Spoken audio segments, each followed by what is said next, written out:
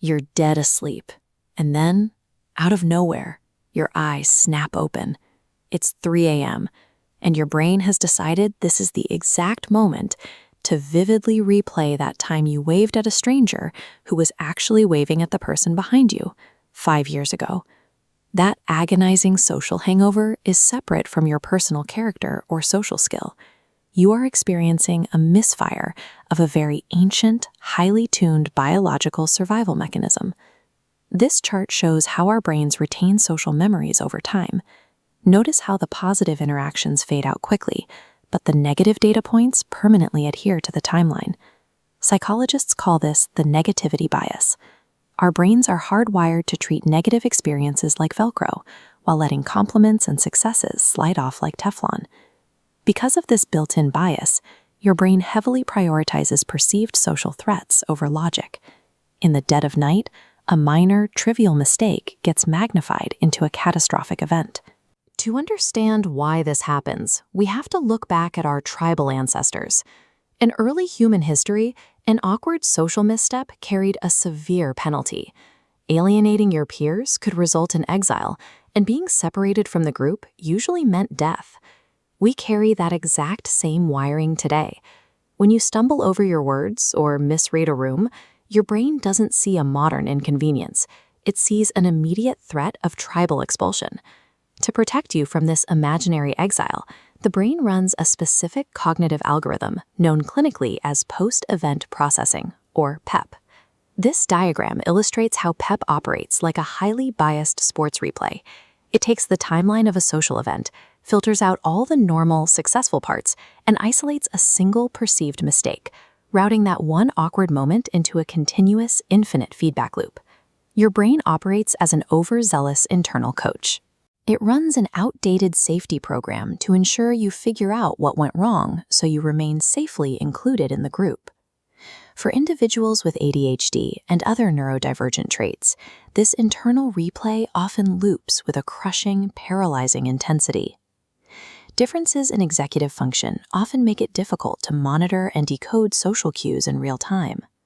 By the time the conversation ends, the brain has to do all its heavy analytical lifting after the fact, scanning the entire interaction for anything that might have gone wrong. This creates a cycle of intense rumination that feels like driving with a broken mental gear shifter.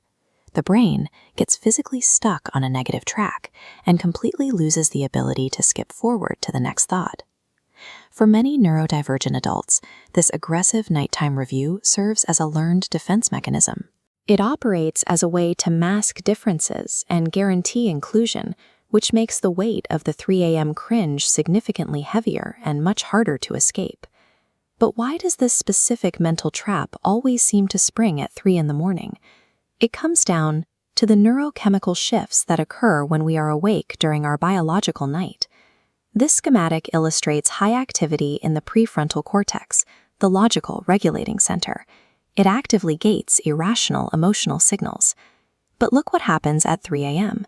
The prefrontal cortex dims completely for sleep, leaving the amygdala, the primitive threat detector, highly active, uninhibited, and prone to panic.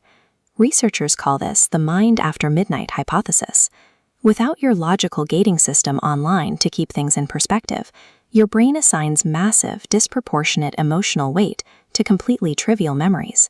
That sudden rush of 3 a.m. shame is a neurochemical illusion. It's the byproduct of a sleeping, logical brain, struggling to interpret signals from a threat system that has no adult supervision. Hit the subscribe button if you've ever felt victimized by this biological nighttime trick. We are about to walk through a specific tool that forces this glitch to shut down. You cannot think your way out of this loop, but you can force quit the program using a method called cognitive shuffling. Pick a random, emotionally neutral anchor word, like bedtime. Start with the first letter, B, and visualize random, unrelated objects that start with that letter. Picture a broom, then a banana, or a bicycle.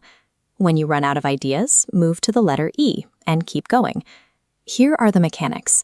This rigid, circular path is your post-event processing loop.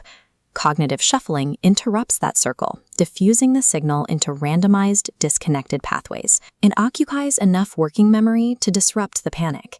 without triggering the analytical problem-solving centers that keep you awake. This process perfectly mimics the brain's natural onset of sleep. When you are drifting off to sleep, your thoughts naturally become fragmented and nonsensical, rather than cohesive, stressful narratives.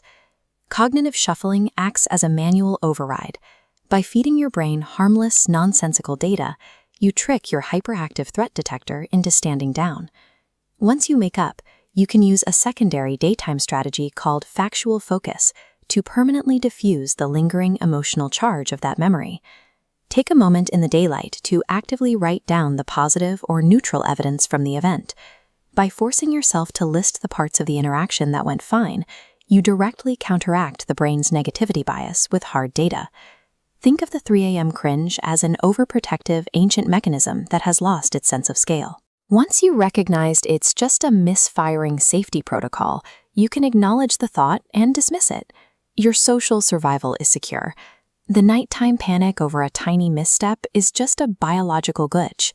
And the next time it suddenly wakes you up at night, you have the exact tools to force quit the program, roll over, and go back to sleep.